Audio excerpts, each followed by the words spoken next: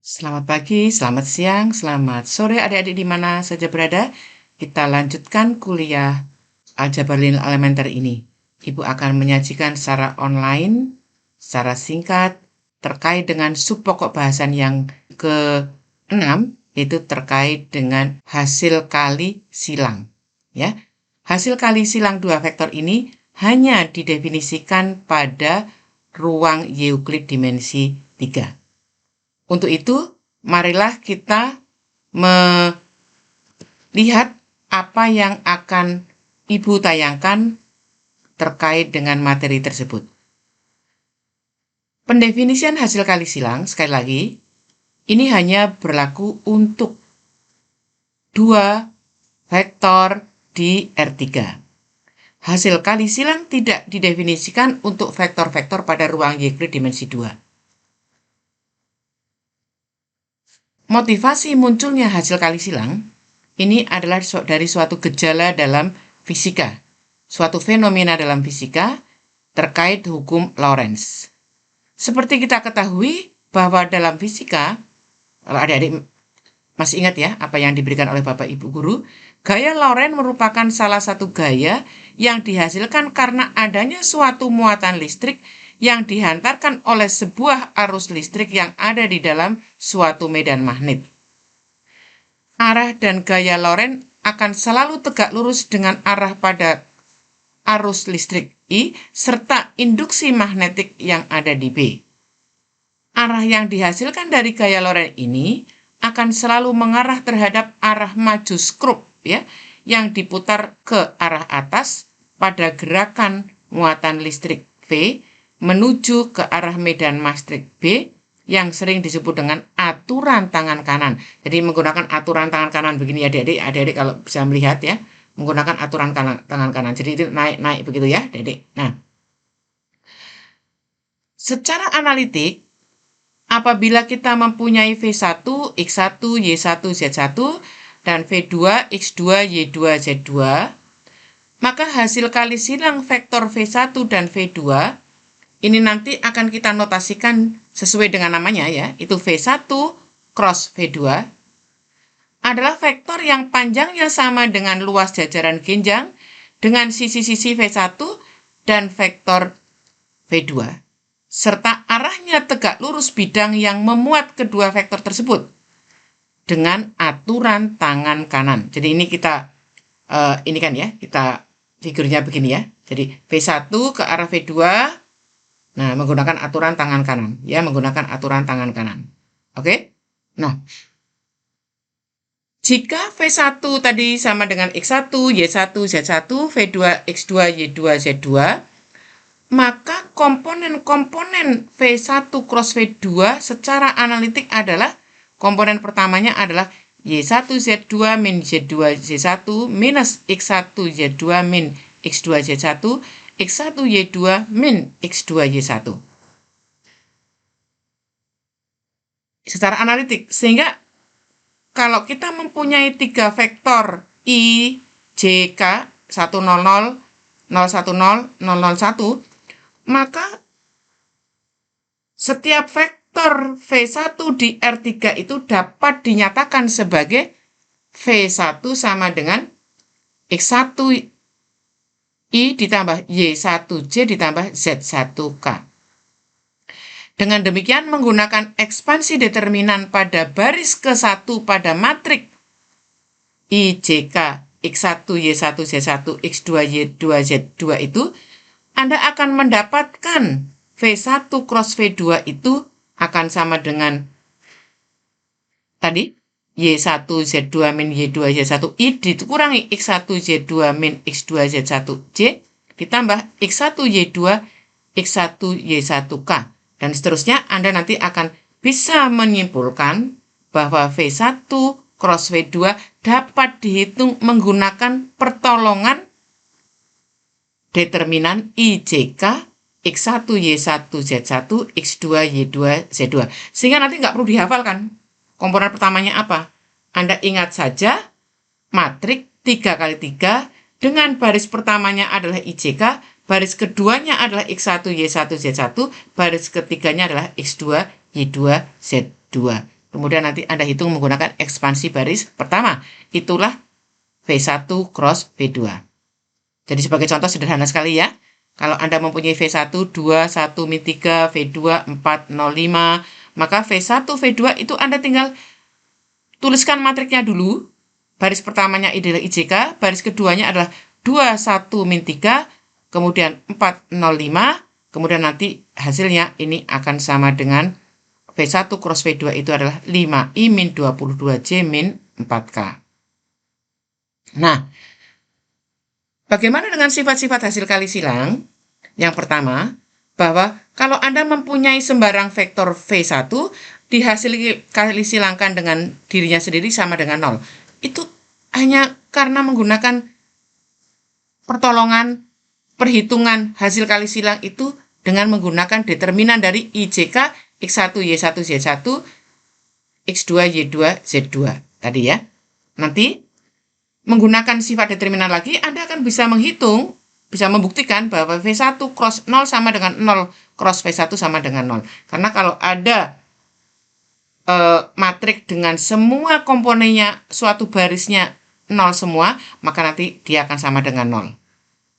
Dan seterusnya, Anda akan bisa mendapatkan sifat 1, 2, 3, 4 ya. Yang nanti dengan cara yang sama, Anda akan bisa menghitung cross product dari V1 ditambah V2 dengan V3 itu sama dengan V1 cross V3 ditambah V2 cross V3. Jadi ini dua yang terakhir ini yang kita sebut dengan sifat distributif.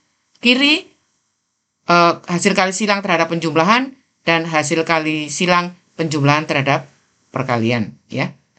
Nah, nanti dengan menggunakan cara yang sama, hubungannya hasil kali silang dengan dot product itu akan dapat diekspresikan sebagai berikut. Jadi, V1 dot V2 cross V3 itu akan sama dengan determinan dari X V1, Y V1, Z V1, X V2, Y V2, Z V2, X V3, Y V3, Z V3. Jadi, menjadi lebih mudah ya dengan dilakukan dengan secara analitik. Nah, nanti dengan menggunakan sifat tersebut, kita akan bisa menghitung bahwa V1 dot V1 cross V2 itu sama dengan 0. Yang menunjukkan bahwa apa? V1 cross V2 itu tegak lurus V1 dan V2 dot V1 cross V2 sama dengan 0 juga. Yang menunjukkan V1 cross V2 itu tegak lurus V2. Artinya apa? Artinya V1 cross V2 itu tegak lurus pada bidang yang memuat V1 cross V2. Sesuai dengan apa tadi? Definisi yang dengan apa arah tadi ya. Jadi itu. Jadi cocok antara pendefinisian secara geometri dan pendefinisian secara analitik. Oke adik-adik. Nah, sebagai contoh misalnya ya. Kalau Anda ambil IJK itu apa tadi? 100, 010, 001,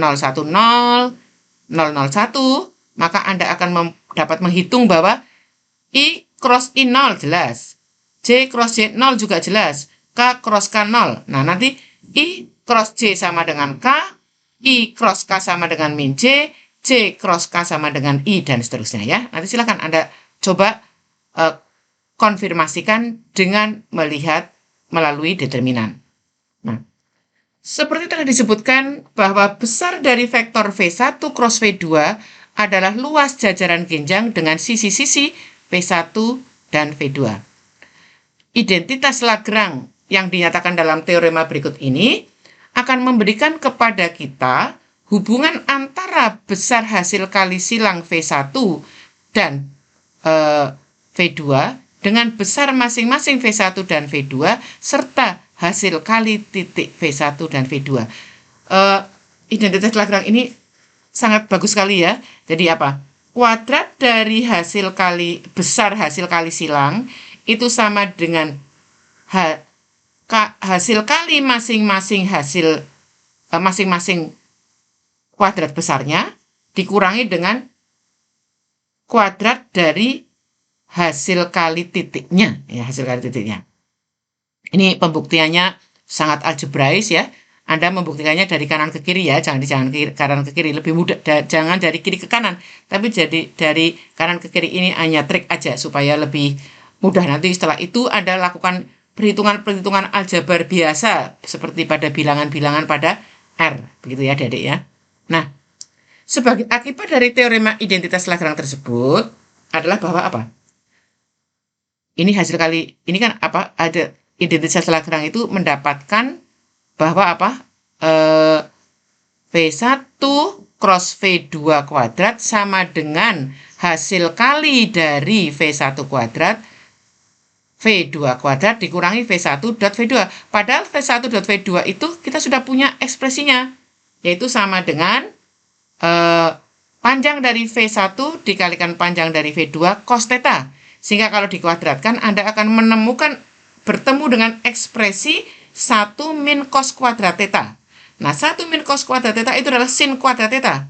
Sehingga V1 cross V2 kuadrat, besarnya ya itu ya, besar dari V1 cross V2 dikuadratkan, akan sama dengan kuadrat dari besar V1 besar V2 dikalikan sinus theta. Artinya apa? Artinya besar dari V1 cross V2 itu sama dengan panjang dari V1 dikalikan panjang dari V2 dikalikan sinus theta. Nanti ini menunjukkan sesuai dengan definisi dari besar V1 cross V2 di atas itu tadi. Ya, Dede ya. Jadi menyenangkan ya. Jadi pertamanya kita apa? Mendefinisikan dengan menggunakan apa? Geometri. Itu apa? Hasil kali silang dua buah vektor di R3 adalah suatu vektor yang besarnya sama dengan luas jajaran genjang, arahnya mengikuti aturan tangan kanan. Nah, kita bisa melihat secara analitik cocok begitu loh Adik-adik.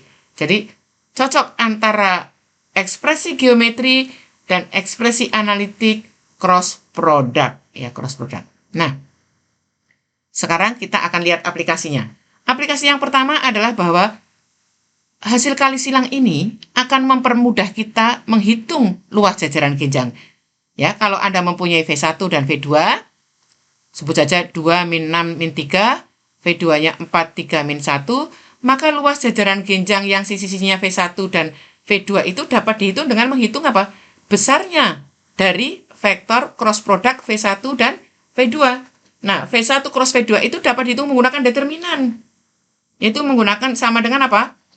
Determinan dari IJK 2 min 6 min 3, 4, 3, min 1, itu adalah sama dengan berapa? 15I, besar dari 15I, min 10J, plus 30K. Sama dengan akar dari 1225. Sama dengan berapa? 35. Dengan demikian apa? Luas jajaran genjang dari apa? Jajaran genjang yang dibatasi oleh V1 dan V2 itu, walaupun kita tidak menggambarnya, kita akan bisa menghitungnya secara analitik. Nah, aplikasi yang kedua.